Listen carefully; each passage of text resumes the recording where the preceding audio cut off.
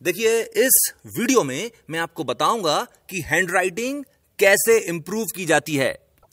अच्छी हैंडराइटिंग का सबसे बड़ा फायदा यह होता है कि एक तो मार्क्स अच्छे आते हैं और दूसरा फायदा यह होता है कि टीचर्स आपको पढ़ने लिखने वाला बच्चा समझते हैं। अब इस चीज को भी समझ लीजिए कि सुंदर हैंडराइटिंग मतलब क्या। हम कब कहते हैं कि सामने वाले की हैंडराइटिंग खूबसूरत है?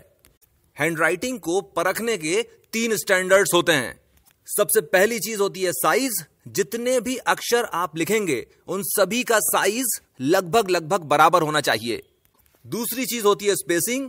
अक्षरों को ना बहुत ज्यादा पास ना बहुत ज्यादा दूर करके लिखना चाहिए और 2 शब्दों के बीच केवल उतनी ही जगह छोड़ना चाहिए जिसके अंदर एक अक्षर आ सके।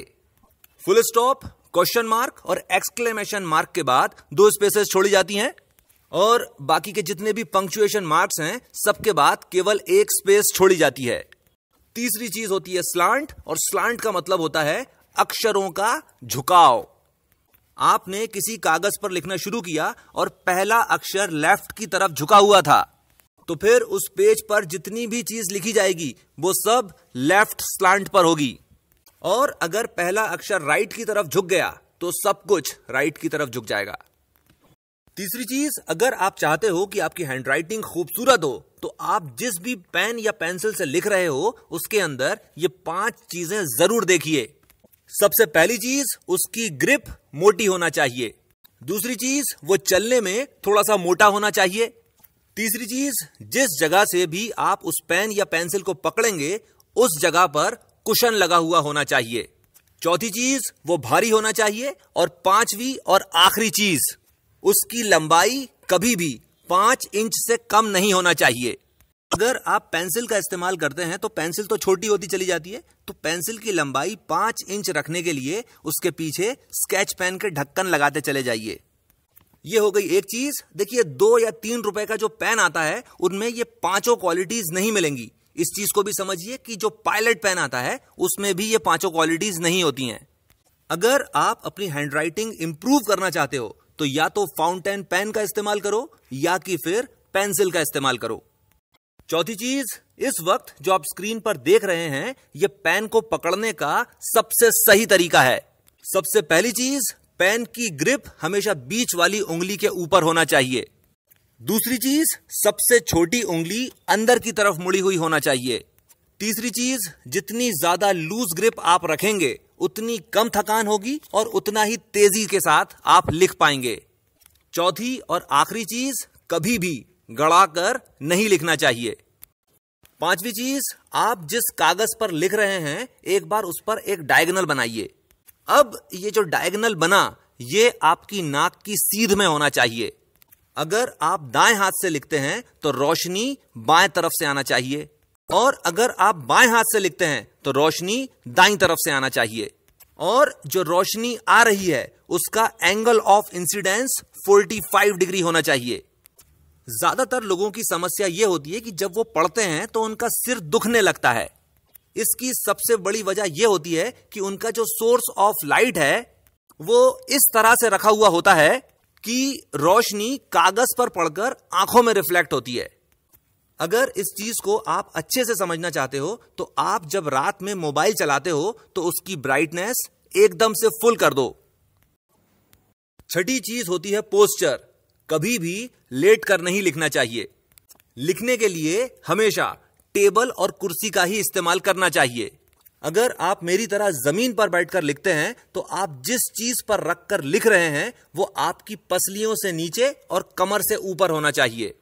चौथी चीज, आपका शरीर और आपकी कलाई एक दूसरे के परपेंडिकुलर होना चाहिए। 5वीं और आखिरी चीज, लिखते समय केवल कलाई ही टेबल के ऊपर होना चाहिए। 7वीं चीज होती है क्वालिटी ऑफ पेपर।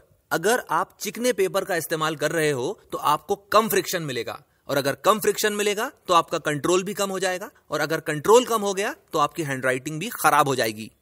और इसीलिए हैंडराइटिंग को खूबसूरत बनाने के लिए खुरदुरे पेपर या कि फिर रफ रजिस्टर्स का ही इस्तेमाल करना चाहिए।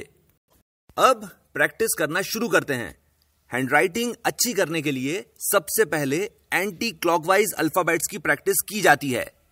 सबसे पहले इन सभी अल्फाबेट्स को अलग अलग करके लिखिए और उसके बाद इन सभी अल्फाबेट्स को जोड़कर लिखने की कोशिश कीजिए। यानी पहले खोलकर फिर जोड़कर, फिर खोलकर फिर जोड़कर। इस चीज को 10 बार करिए, यानी 20 लाइनें फिल करिए। एंटी क्लॉकवाइज अल्फाबेट्स की प्रैक्टिस कर चुकने के बाद क्लॉकवाइज अल्फाबेट्स की प्रैक्टिस की जाती है। 10 बार प्रैक्टिस कीजिए, यानी 20 लाइंस फिल होना चाहिए। क्लॉकवाइज अल्फाबेट्स की प्रैक्टिस कर चुकने के बाद फिर मिक्स्ड अल्फाबेट्स की प्रैक्टिस की जाती है। पहले खोलकर फिर जोड़कर 20 लाइंस फिल होना चाहिए। मिक्स्ड अल्फाबेट्स की प्रैक्टिस करने के बाद आप सभी अल्फाबेट्स को कैपिटल में 20 बार लिखने की प्रैक्टिस कीजिए। ठीक है, अब देखिए, सबसे पहले आपने एंटी क्लॉकवाइज अल्फाबेट्स की प्रैक्टिस करी, फिर क्लॉकवाइज अल्फाबेट्स की प्रैक्टिस करी, फिर मिक्स्ड अल्फाबेट्स की प्रैक्टिस करी और फिर कैपिटल अल्फाबेट्स लिखने की प्रैक्टिस करी। कुल मिलाकर 80 लाइंस लिखी गई हैं और ये आज का काम पूरा हो चुका है।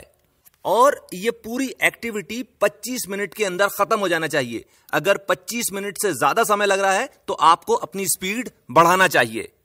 अगर इस एक्टिविटी को आप रोज 30 दिनों तक फॉलो करेंगे, आपकी हैंडराइटिंग खूबसूरत हो जाएगी। अब सवाल यह उठता है कि हम एक बार तो अल्फाबेट्स को अलग अलग करके लिख रहे हैं और दूसरी बार इन सभी अल्फाबेट्स को जोड़कर लिख रहे हैं, ऐसा क्यों? ऐसा इसलिए क्योंकि एग्जाम्स में आपको बहुत सारा लिखना पड़ेगा और बहुत तेजी के साथ लिखना पड़ेगा।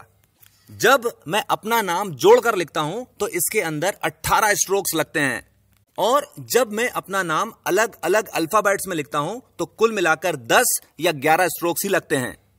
और इसीलिए आप जब भी एग्जाम्स में लिखें, कभी भी कर्सिव हैंडराइटिंग में नहीं लिखना चाहिए, हमेशा अल्फाबेट्स को अलग अलग करके ही लिखना चाहिए। इसका सबसे बड़ा फायदा यह होगा कि आप लगभग 2 गुनी स्पीड के साथ लिख पाएंगे। ऐसा कभी भी नहीं होना चाहिए कि आता तो था पर लिख नहीं पाया क्योंकि टाइम कम पड़ गया। लिखने की प्रैक्टिस कीजिए, बहुत तेज लिखने की प्रैक्टिस कीजिए और जब भी लिखें अल्फाबेट्स को अलग अलग करके ही लिखने की प्रैक्टिस कीजिए। यह हो गई एक चीज। लिखते समय जब आपका हाथ दुखने लगे तो हाथ मत झटकिए, आप अपना कंधा 8 या 10 बार घुमा लीजिए, आपके पूरे हाथ का दर्द चला जाएगा। इसके साथ मैं अपनी बात खत्म करता हूं। आपने मुझे इतना समय दिया, थैंक यू वेरी मच।